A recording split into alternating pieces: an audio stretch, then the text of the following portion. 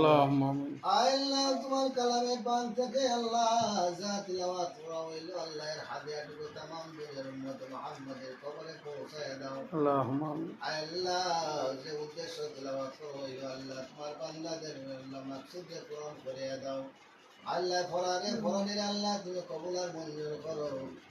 আল্লাহ যে বাচ্চার উদ্দেশ্য নিয়ে তিলাওয়াত করা হইল হাদিয়াটুকু আল্লাহ দাও। آمين আল্লাহ যে বাচ্চাটার উদ্দেশ্য নিয়ে তিলাওয়াত করা হইল আল্লাহ তিলাওয়াতের উসিলায় বাচ্চাটার আল্লাহ তুমি হায়াত দান করো। آمين আল্লাহ আউজনকে কবুল আর মঞ্জুর করো।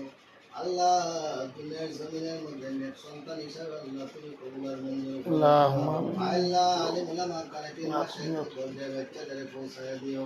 آمين আল্লাহ নেক হায়াত দান করো, তার মা বাবার নেক হায়াত দান করো, আত্মীয় স্বজনদের নেক হায়াত দান করো। آمين আল্লাহ ঘরের খতম ফল দুনিয়ার জমিন থেকে চলে গেছেন আল্লাহ। আল্লাহ তামামের কবর ও তিলাওয়াতের সওয়াব করে পৌঁছায় দাও। اللهم آمين আল্লাহ রাসূল ভাই আম্মার কবর ও তিলাওয়াতের সওয়াব পৌঁছায় দাও। দাদা দাদি নানা নানি আত্মীয় স্বজনের কবর ও তিলাওয়াতের সওয়াব পৌঁছায় দাও। আল্লাহ আমরা একদিন কবরের ঘরের মধ্যে যাই যাওয়ার আগে আগে অন্ধকার কবরের মাংসমালা জোগাড় করার মতো আমরা সুবিধার তৌফিক দান করো। اللهم آمين আল্লাহ বিদেশ বাড়িতে যারা সোনামদার ভাই বান্ধব আল্লাহ প্রত্যেকে আল্লাহ নেক হায়াত দান করো, হালাল রুজি করার মতো সুবিধার তৌফিক দান করো। আল্লাহ বিপদ আপদ বালা মুসিবতের হাত থেকে আল্লাহ তুমি বাঁচাইয়া রাখিও।